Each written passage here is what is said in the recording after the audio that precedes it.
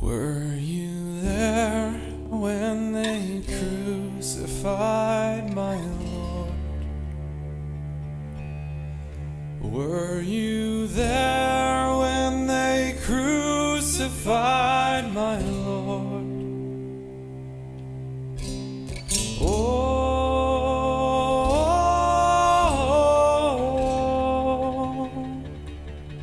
sometimes it causes me to tremble, tremble, tremble. Were you there when they crucified my Lord?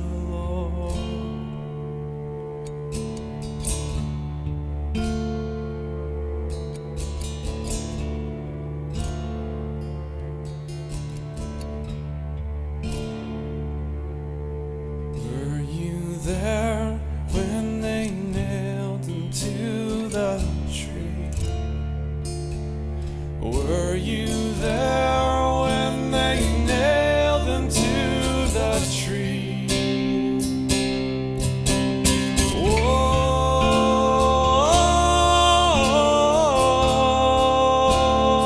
Oh, sometimes it causes me to tremble,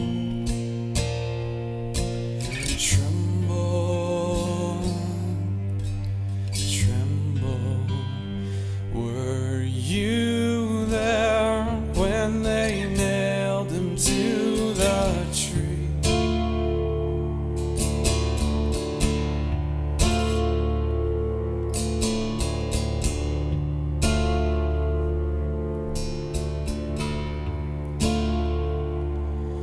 Were you there when they laid him in the tomb? Were you there when they laid him in the tomb? Oh,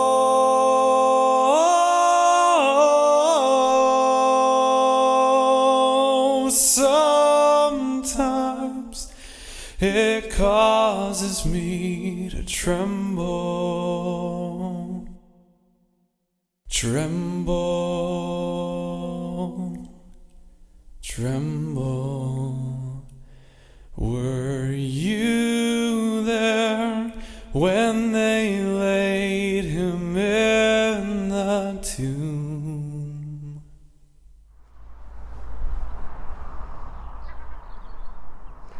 Our reading for Good Friday is Mark 15 verses 33 to 39. And when the 6th hour had come, there was darkness over the whole land until the 9th hour. And at the 9th hour Jesus cried with a loud voice, Eloi, Eloi, lema sabachthani, which means, my God, why have you forsaken me? And some of the bystanders, hearing it, said, Behold, he is calling Elijah. And someone ran and filled a sponge with sour wine, put it on a reed and gave it to him to drink, saying, Wait, let us see whether Elijah will come to take him down. Jesus uttered a loud cry and breathed his last. And the curtain of the temple was torn in two from top to bottom. And when the centurion who stood facing him saw that in this way he breathed his last, he said, Truly, this man was the Son of God. Amen. So what's good about Good Friday? It's a bit of a contradiction, isn't it? Good Friday. It's the day Jesus died, and death, well, of course, death isn't usually considered to be a good thing. Death is sad. Death is difficult. When someone dies, and it doesn't matter how hard their life has been before death, our first thoughts aren't, good, I'm so glad. We feel sad that the person's life has ended. We feel sad for their family. They're often numb, shocked, sad. They just go through the motions to get a funeral organised, and that's been particularly hard to do over the past year, hasn't it? No, death is not a good thing. So why Good Friday? You know, sometimes when we think about Easter, we get so excited about the resurrection, about calling out He lives on Easter morning. Sometimes we tend to gloss over the death of Jesus. We sing songs celebrating His resurrection, joyfully proclaiming that death could not hold Him, because that's what happened. The grave was empty and Jesus was gone. Thine be the glory, risen, conquering Son. The perfect end to the perfect story. But resurrection was only possible because death happened first. As Christians, we know that Jesus was both God and man. We don't always understand it. It's a hard concept to grasp, but we know it. We accept it. And I think one of the things we find hard to understand about Jesus' story is that He actually physically dies. And how can Jesus, incarnate God, immortal, unchanging, the Creator, all-knowing, all-powerful, how can He actually die? But He did. Over the course of a few hours one Friday, God laid every bit of godness He laid it aside and breathed His last. And He did it for you, for me, for all of us. His death had to happen to cancel out all that's bad, all that's wrong in this world. In that moment where He took His last breath, He cancelled out all that was wrong in the world. That's what makes Good Friday good.